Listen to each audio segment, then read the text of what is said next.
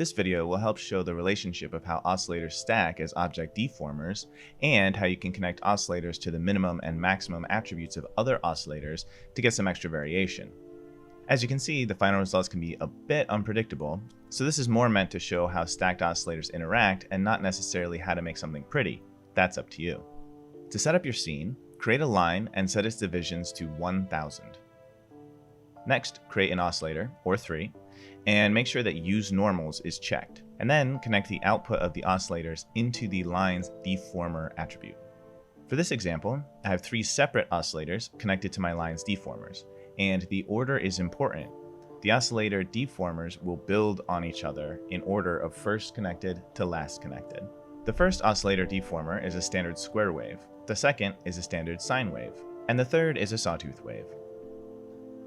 If you connect them individually, your line would deform to show that particular wave type.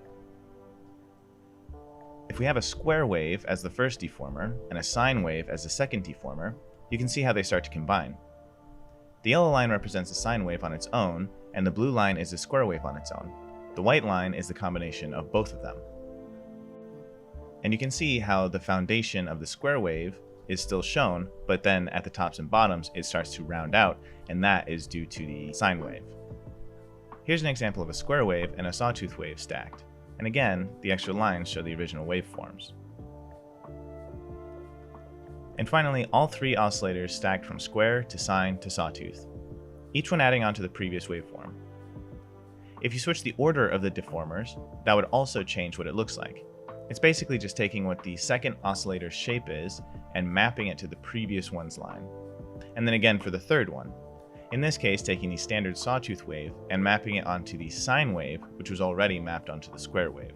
Now to make things a bit more interesting, we can connect more oscillators to the attribute values of these oscillator deformers. For this example, I have 2 new oscillators, one connecting to the minimum value of the sine wave, and the other connecting to the minimum value of the sawtooth wave. I'm connecting them to the minimums of each because the y-axis is negative going up the screen, so this will increase the height of the waves.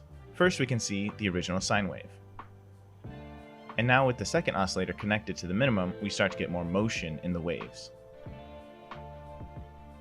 And here we see the original sawtooth wave, and now with the added oscillator on its minimum value.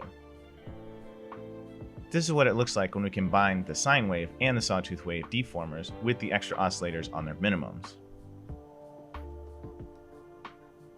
And this is the same thing, but with the reference lines removed. With some adjustments, this could be a pretty decent ocean wave. This shows all 3 deformer oscillators with the extra oscillation on the minimums. The square wave is still the standard square with no extra oscillations on its attribute. And again, this is the same thing without the references. This is for sure looking pretty janky, but this is just an example to show how the oscillator deformers interact with each other. And of course, there's many other things that you could attach to the oscillator values. Hopefully this helps you understand a little bit more about how oscillators can connect to each other and how they act as deformers. Can't wait to see what you make, and if you like this video, go ahead, like, subscribe, comment, all that stuff. See you next time.